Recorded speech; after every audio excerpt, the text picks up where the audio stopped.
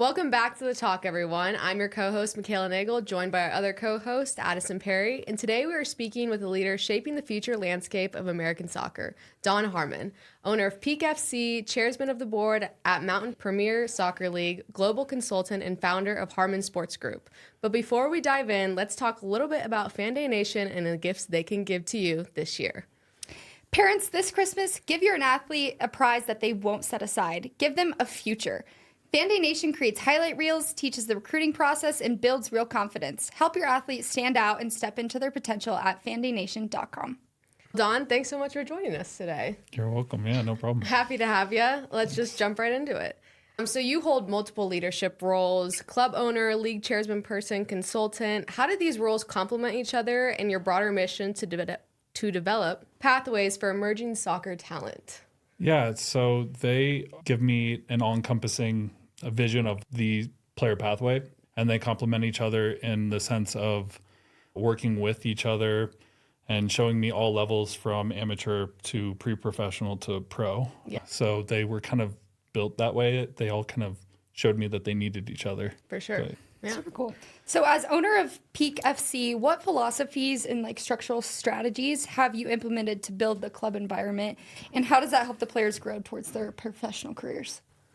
So Peak's philosophies were based off of where players were left off in their college career and some of their youth careers and making that hurdle into a professional ranking. And we didn't really have a league system that supported that. So Peak started trying to play in those competitions, and it started out before Peak, we were just a part of a youth club, and then we started joining the amateur ranks of pre-professional, and that's where you started to see that we also need a league system that supported them. So they all fit together, and ultimately we built our philosophy from that.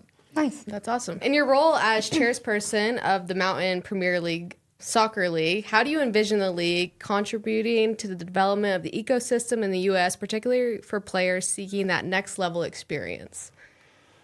Yeah. So what's your role, I guess, in that league, and then how do you help players move on to that next level? The league serves more of a development for the pre-professionals. We travel a bit more with this league, and it actually provides exposure to the professional teams above it and professional leagues above it. So it showcases a lot of the talent that would have players trying to make that jump. Yeah. And the fact that we actually enter different markets and focus on exposing the players a little bit more, providing more opportunities. Yeah, I think that's pretty much. How do you expose those players and provide those opportunities for them? There's a little bit of hand-holding in the sense of contacting clubs and just making them more aware of, but also getting to play in preseason games and putting together schedules that bring in different competition as measurement tools. So whether it's a RMAC team in a Division II or college or preseason, the professional teams need preseason games as well. Just friendlies like that. Absolutely. Is there any specific teams you've worked with in any of those leagues that, maybe prefer more than others? I mean, it's always nice to see the younger players, and that's no slight against any of the older guys that have been around, but it's kind of like the incoming crop of talent and seeing where they're really taking the game. So, yeah, getting to see, any of the academy players and how they stack up.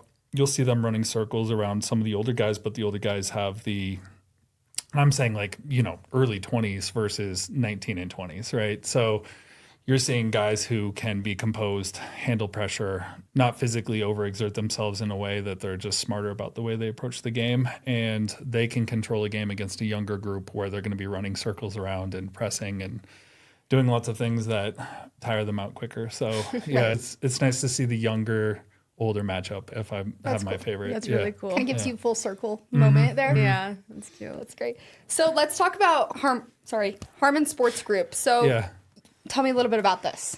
Yeah, there just wasn't much opportunity first and foremost, I just realized there was more markets out there than was present domestically here. And so I started pursuing those to create connection, create another playing opportunity. When we didn't have the league infrastructure here and before Mountain Premier League, And before any national leagues started moving into the area, it just was apparent to me that there were leagues out there. We just had to go to them. So starting to create those structures and networks where we could move players abroad, and it actually made the game a lot smaller because you can get in touch with people a lot easier in the sports world. Like soccer does make the world a lot smaller. Yeah, you don't realize how many people know each other that are connected within league systems and points of contact. Yeah, we took Harmon Sports Group and started putting them in positions where we could move players, and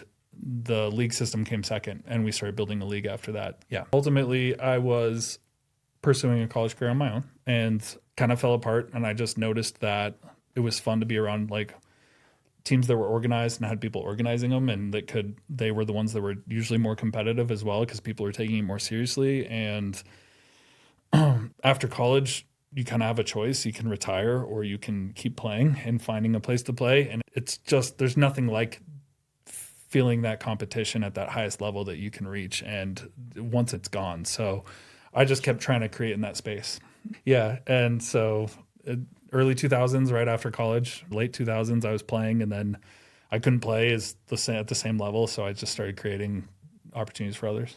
There you go. That's awesome. It's hard to walk away from that. Exactly. Yeah. I mean, growing up playing competitive sports and, being at that level, and then going to, like, for instance, like I played softball and then going to play slow pitch. I'm like, yeah. All right, whatever. No, exactly. I mean, I still try to do things. Like, it's so funny how you get that little competitive edge back and you're still trying to do stuff you used to be able to do. And then you get so mad at yourself or so frustrated. Yeah. Right, because you haven't played in, like, forever. Right, yeah. You just expect to be, like, a golden athlete at that point. I know. Yeah, exactly. You just miss it. You're like, man, I used to be so The good old days. Have you seen that trend on TikTok where it's, oh man, the athlete I used to be, and they like try to be funny about it? Yes. Have you ever heard the saying a NARP?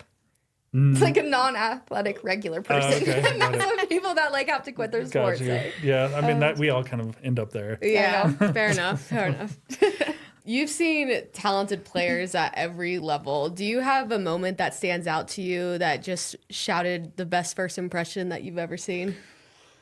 Yeah, there's a lot of people who think they have it, and they kind of approach you with that command, expecting all this respect to be given to them deal. And the ones that come off like humble with first impressions typically have some of the highest ceiling that they don't even realize what they're going to become. So once you, I think first impressions kind of measure trajectory. So when you see them come in and work really hard, and you put them with the second team, even though they're not a second team player, and they don't bat an eye, and they lead, and they take advantage of every opportunity. They're just hungry. Those ones have always turned. I can always be the most appreciative of them and their attitude coming into things. And they're so much more workable. They're not session killers. They just come in and pick up the group.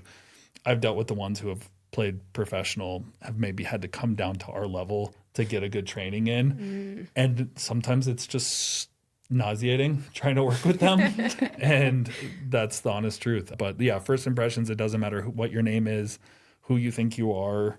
Coming in with the right attitude really tells you where your trajectory is going to be. I mean, as long as you've got the work ethic behind it, so, there's a lot of things that you can train up and work with players on, albeit talent helps. But it's always attitude first. Yeah, it's always the talkers that, get destroyed on the field. Exactly. It's true. It can be. Yeah. What are some of those things you look for when you first meet those athletes? Yeah, attitude first, time they're putting into it, the way that they greet the room. I've met people who will walk right through a room not shaking a hand, and then I've met the other ones who are like picking up equipment and are humble pie. So it's night and day with the way they approach organizations. And, I'm sure there's plenty of players that I've been through. There's been 800 to 1,200 players total over the past decade. Well, so a lot to think about. Yeah, so I'm sure there was times where, what peak was before peak was probably not like easily respected for some people on approach. But now that we're looking at where we're going in our trajectory, it's like, don't take any opportunity for granted deal. Yeah, I would say first impressions, and then, obviously there's the athletic pieces, but soccer, you don't really get to see that until you see them in a competition in a level where, they're clearly outclassed by another group and they have to compensate for each other and, literally adapt on the field. And that's when you really start to see like, where people's ceilings are and how they start to build into the game and take back control. So yeah, it's hard. First impressions are first impressions. Getting on the field later on is a whole nother thing. Right. So Kind of carries on. Yeah, exactly. Growing these companies and these organizations, what advice would you give to someone that wanted to create, their own soccer league organization type deal? I mean, so I don't know. I didn't think about it as a business at the beginning. It was fun and it's just a passion project. And, I had a 9 to 5, I still do. But I didn't think of myself as a fractional employee in a startup. But if I would have thought of it that way, I probably would have knocked off 5 years of growth. Approach things as open-minded as possible is all I can say. And, if you can see it for what it is, if you treat it like a business from the onset, it's going to save you a lot of time. Yeah. I mean, honestly, it should be treated as such if you have that capacity. Yeah, for sure. Yeah. So obviously you played soccer and now you're teaching kids this next level generation. What is something that you took from your soccer careers that you're implementing in these kids still to this day?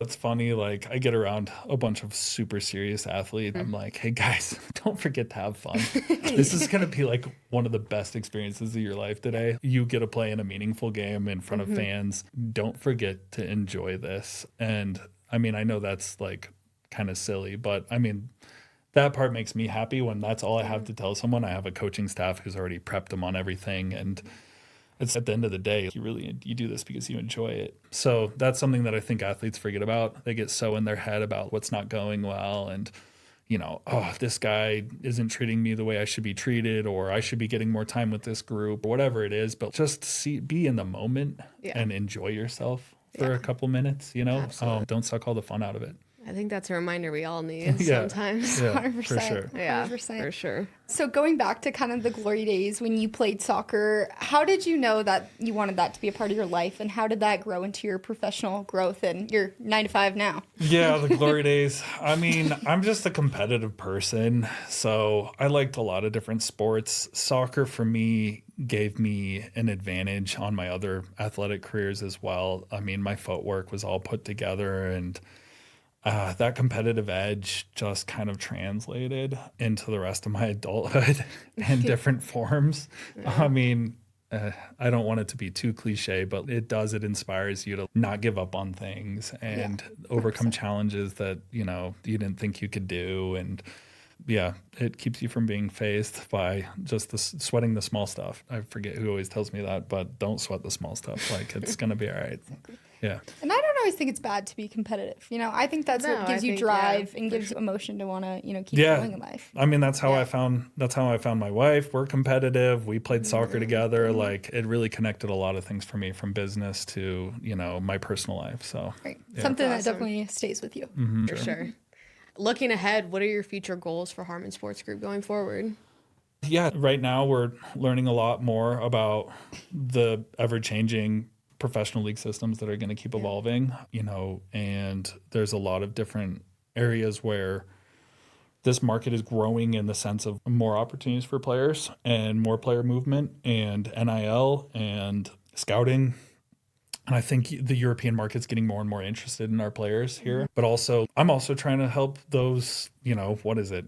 I think I did the calculations at one point and totaled up all the seniors playing across all NCAA divisions and NAIA. And it was I don't know, we're retiring between 2,000 plus seniors a year who don't have anywhere to go to play. Keeping them playing and showing off what America produces is kind of an aspiration. I mean, just staying in that kind of space and working with the connections I found, and I keep finding more. And there's I could make lists of different places I want to spend time working in the market, but there's not enough time in the day. I've got to start delegating and growing, and that's pretty much where I see myself. That's awesome. Yeah. Good luck to the group and everything that goes with it. Adding on to that, this is our favorite question to ask. We ask, how do you want to be remembered? And then we'll kind of tie it into, how do you want these kids what do you want to leave with them? Yeah.